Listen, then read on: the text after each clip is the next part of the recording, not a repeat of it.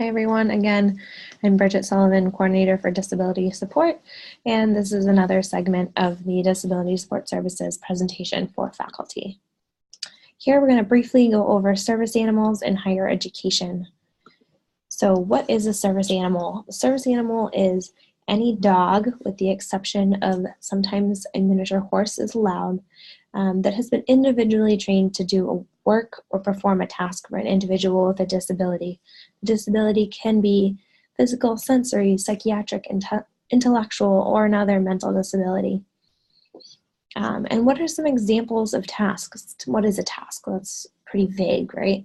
Some examples could be that it's a dog trained to alert the handler when their blood sugar is high or low, trained to detect the onset of a seizure and then help the handler remain safe during that seizure.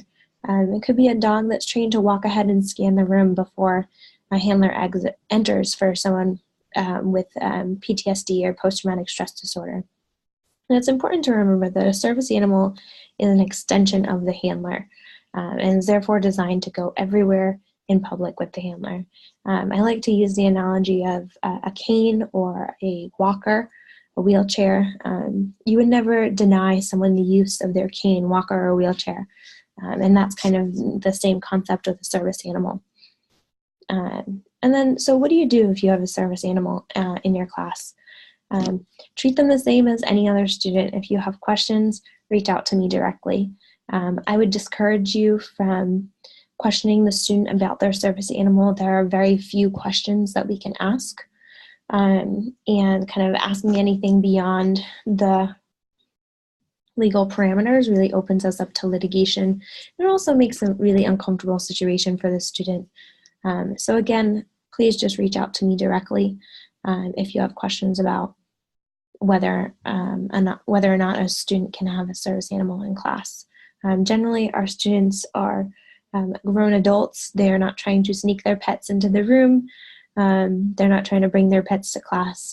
So I don't anticipate there really being any issues with students and service animals. One question that was brought up in the original presentation was the difference between a service animal and an emotional support animal.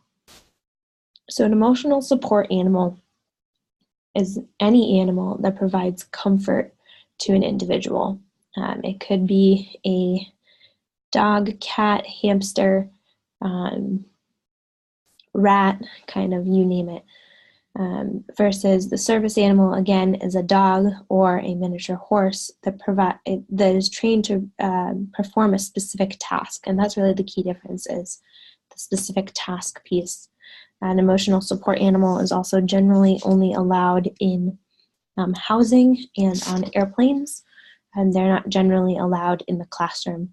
There are certainly exceptions to that rule, but generally a emotional support animal is not a reasonable accommodation in the classroom or is allowed in public places such as restaurants or grocery stores, versus a service animal is always allowed with the handler unless it poses a threat to safety, such as a lab or other area where there could be some issues with that. But again, that would be a case-by-case basis, and we'd take a look at that individually.